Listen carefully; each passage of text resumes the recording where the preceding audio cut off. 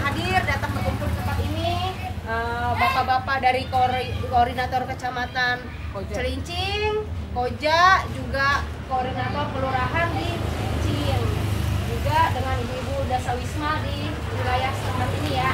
Terima kasih untuk kehadirannya pada sore hari ini. Kita dari PSI Partai Solidaritas Indonesia datang memperkenalkan diri kepada teman-teman pengurus sama teman-teman pengurus wilayah. Di sini ada teman kita Bro Yusuf yang pakai baju merah. Ya, di sini ada Bro Aditya. Teman-teman kami ini dari PSI ingin duduk menjadi wakil rakyat di Dewan. Kami mau bersosialisasi sedikit teman-teman dan kami minta bantuan teman-teman untuk bisa membantu masuk di dalam struktur tim kami untuk melebarkan sayap sampai ke daerah-daerah RT-RT-nya ibu-ibu semua yang ada di tempat ini. Kami minta bantuannya biar bisa menjadi tim kami. Nanti perkenalannya dan sosialisasinya ataupun nanti mau bertanya-bertanya boleh ke Bapak calon DPR RI, Bapak Yusuf, dan ini Bapak Aditya. Saya mendukung kedua orang rekan ini. Kenapa? Karena saya percaya dan saya tahu benar mereka totalitasnya benar-benar amanah sampai sekarang ini, benar-benar di dalam pekerjaan usaha mereka dan di dalam jabatan mereka di dalam partai ataupun di tempat lain pengurusan wilayah daerah mereka tuh benar-benar amanah banget gitu loh. Jadi saya benar-benar mendukung penuh sampai saya juga kemana-mana mencari tim gitu untuk kedua rekan kami ini dari PSI, karena mereka ini benar-benar bisa diandalkan untuk menjadi anggota dewan untuk membantu hak suara warga. Untuk selanjutnya boleh saya berikan waktu kesempatan untuk Bro Yusuf dan Bro Aditya untuk berkenalan. Apa sih tujuannya, apa sih keluh kesah warga, bisa ramah-ramah dengan kedua rekan kami ini. Silakan untuk kesempatan. Sebelumnya saya salam, udah mau hadir di sini, datang sini ibu bapak, mungkin umur bapak dan ibu-ibu lebih tua dari saya lebih muda, saya mohon diajarin kalau saya salah kata gitu. Nama saya Yusuf, saya aslinya tinggal di Karawaci, tapi saya memilih dapil saya Jakarta 3 itu Utara, Barat, dan Kepulauan Seribu. Saya pengusaha, bergerak di usaha handphone. Kalau ibu-ibu datang ke Roxy itu pasti ketemu sama saya. Saya nih saya lebih banyak di Roxy selama ini. Saya mempunyai 7 cabang toko. Selain di Roxy ada di daerah Tangerang, Jakarta Barat. Nah, saya bergeraknya di situ. Kenapa saya turun mau jadi wakil rakyat? Karena menurut saya proses politik di Indonesia yang ada sekarang itu masih memakai proses zaman dahulu, yang prosesnya semuanya duit dulu di depan baru bekerja. Itu tergerak hati saya, makanya saya ingin jadi wakil rakyat itu ibu-ibu. Jadi bukan lagi model yang zaman dulu yang saya menginginkan, karena saya menginginkan Indonesia itu lebih maju lah ke depan. Kenapa negara kita sebesar ini, sebagus ini, sekaya ini, kenapa rakyatnya kok masih di bawah garis kemiskinannya masih banyak gitu. Nah, itu poin utama saya kenapa saya mencalonkan diri menjadi wakil rakyat. Itu poin utamanya karena saya mau mensejahterakan, meratakan semuanya, tidak pandang bulu. Yang ada sekarang itu kan hukum apapun bentuknya tebang pilih, walaupun tidak separah zaman dulu tapi tetap masih ada kesenjangan, itu masih ada. Nah itulah yang membuat saya tergerak, hati saya ingin menyamaratakan itu. Saya kasih pemahaman yang gampang buat ibu-ibu ini. Semua proses perpolitikan itu di Indonesia masih menggunakan, contohnya nih, membuat jalan. Si yang bersangkutan ibaratnya yang mempunyai kekuasaan di daerah tersebut tidak memikirkan jalannya dulu, tapi memikirkan duitnya dulu. Berapa saya dapat, saya baru bangun. Nah itu yang harus dirubah, ibu-ibu. Itu yang mau saya rubah, bahwasanya jalannya dulu harus jadi dinikmati oleh banyak masyarakat, warga di sini bisa menikmatinya, apapun bentuknya, misalnya jalan atau kesehatan, apapun itu bentuknya harus jadi dulu itu barangnya, terrealisasi dulu, itu bisa menikmati, warga bisa nikmati. Nah itu bukan duitnya dulu. Pengusaha itu juga yang bangun jalan itu, kalau kita minta duitnya dulu nggak jadi tuh barangnya, karena duitnya diminta dulu. Akhirnya mangkrak, jadinya setengah. Tadinya jalannya full, jadinya setengah. Kalau nggak jalannya tadinya kuat, jadinya setahun udah rusak. Nah, itu dia. Poinnya di situ saya makanya hadir di sini. Saya mau mengajak ibu-ibu, bapak-bapak di sini partisipasinya. Kalau menginginkan kita lebih baik lagi, ya pasti warga, masyarakat yang akan bisa menentukan. Bukan saya yang menentukan saya terpilih loh. Tuh, jadi masyarakat yang menentukan. Itu loh. Kalau ibu-ibu kan yang biasa lihat wakil rakyat tuh berdasi, berjas, keren gitu kan. Saya mungkin bertato ibu-ibu, tapi belum tentu saya seperti melakukan yang mereka lakukan. Nah, itu dia ibu-ibu. Poin saya di situ mungkin Bro Adit bisa nambahkan. Ya, assalamualaikum warahmatullahi wabarakatuh. Waalaikumsalam warahmatullahi wabarakatuh. Ya, selamat sore Bapak Ibu semuanya. Sore Pak. Ya, mungkin sorry tadi agak lama. Aku kira tempat Pak Kancil lagi tadi. Ternyata beda di sini. Kemarin aku soalnya main ke tempatnya Pak Kancil bareng Pak Bian ya. Kemarin mana Pak Bian hilang? Belakang Oh, di belakang. Ya, izin kenalkan, nama saya Aditya Linardo. Sehari-harinya kerjaan saya pengacara. Mungkin kalau tadi Bro Yusuf bilang hukum itu tebang pilih. Nah, biasanya teman-teman saya lah pelakunya. Jadi saya sehari-harinya kerjanya pengacara Bapak Ibu. Saya juga pengurus di Partai Solidaritas Indonesia. Jabatan struktural saya sekarang sebagai koordinator Biro Hukum dan Penelitian Perundang-undangan PSI Jakarta. Saya juga ketua LBH PSI Jakarta.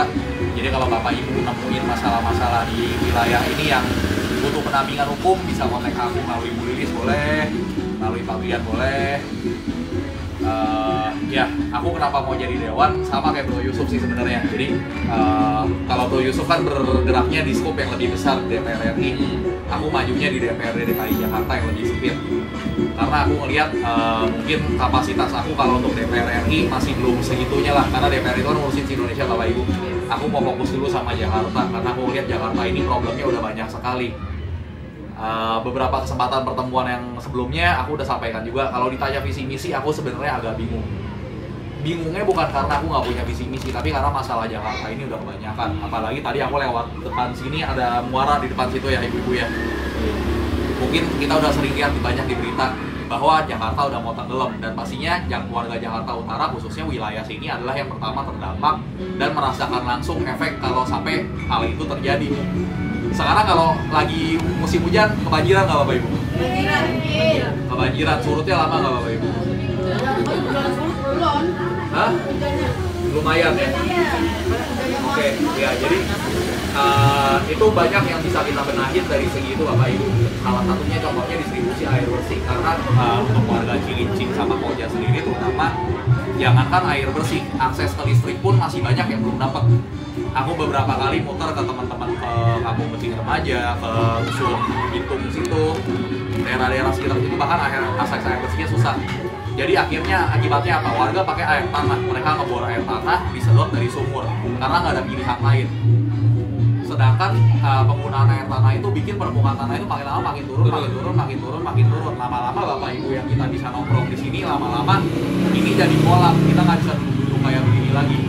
Jadi masalah-masalah kayak gitu yang aku coba akan benahi nanti di DPRD DKI Jakarta. Kalau misalkan Bapak dan Ibu memberikan amanah untuk ini aku, selain juga banyak masalah-masalah lain kayak misalnya PPDB. Mungkin di sini banyak ibu-ibu yang mungkin anaknya udah masuk sekolah ya. Mungkin kemarin ngerasain juga karena kemarin juga aku sempat ngurusin beberapa anak yang masuk sekolah juga. Penerimaannya sekarang kan agak ribet ya Bapak Ibu ya. Nah masalah itu bisa kita benahi dengan peraturan yang jadi lebih baik. Nah dengan basic aku di bidang hukum, aku sih beranggapan semoga nantinya kalau memang kesempatannya ada, aku bisa benahi itu supaya masalah-masalah di lapangan tidak terjadi. Mungkin sekian. Apa sih masalah-masalah di dalam masyarakat ini? Boleh ditanyakan, boleh sharing.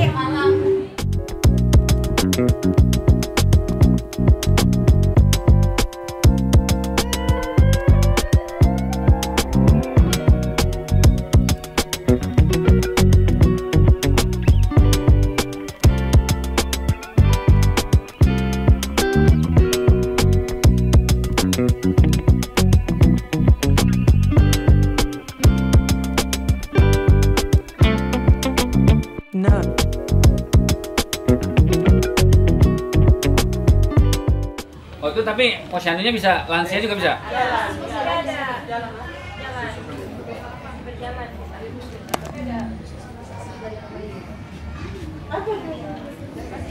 Ya itu kita tampung Pak. Nah. Lebih enak emang bener ya, kita datang mobilnya terus sosialisasi langsung ke rumah-rumah ya, karena lansia udah susah jalan. Kalau di dalam Pak, sekolah ini sih kadang kan banjirop ya di dalam itu. Terus dia tuh kadang tuh air banjirnya tuh lama surutnya gitu kalau yang di dalam. Di dalam. Iya, di dalam. Tapi kalau misalnya dari sana dibuka atau apa gitu saya juga kurang ngerti tuh cepet gitu.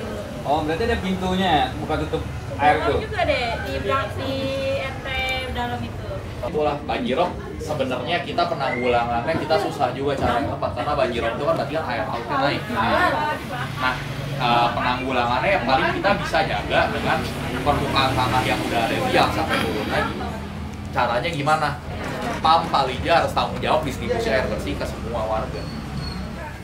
Mungkin walaupun BPJS udah gratis, sekarang Bapak Ibu kalau ke rumah sakit mungkin pelayanannya pasti akan jelek sekali. Ya. Pelayanannya jelek sekali kenapa? Karena sumber daya manusia, orang-orang yang kerja di BPJS Kesehatan itu mereka pusing dengan urusan nagih iuran dan nerimain orang pendaftaran. Karena kan walaupun Bapak Ibu mungkin udah banyak yang gratis, banyak juga BPJS yang nggak gratis di Jakarta.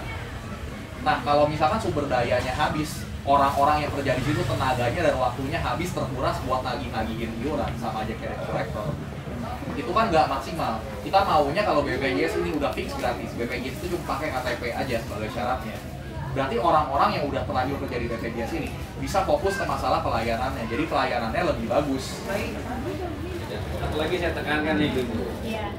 Memilih sekarang itu aturan harus lebih pintar, selektif sih menurut saya ya. Logikanya kita berpikir secara sederhananya, kalau calegnya sudah mengeluarkan uang terlalu banyak ingin menjadi anggota dewan di bawah DPR ataupun DPRD, logikanya ibu-ibu kalau udah ngeluarin duit mau pengen balik kan gitu? Udah ngeluarin duit memang pasti logikanya orang tersebut yang pengen balik kan. Nah itu dia ibu yang membuat negara kita anggota dewannya nggak bisa jadi mesejahterakan rakyatnya, salah satunya itu ibu. Jadi jangan mau lagi dengan money politik yang dikasih jor-joran. Itu salah besar karena setelah dia menjabat dia menginginkan, wah saya udah keluarin sekian nih, saya harus balik nih duitnya. Jadi larinya ke sisi lain, bukan ke masyarakat larinya, bukan ke warga. Itu yang mau saya tekankan dari ibu ini. Mana solidaritasmu? Aku PSI. Mana solidaritasmu? Aku PSI. Mana solidaritasmu? Aku PSI. PSI 2024. Menang, pasti menang. Merdeka. Lagi. And I'll tell myself it's fine to be alone.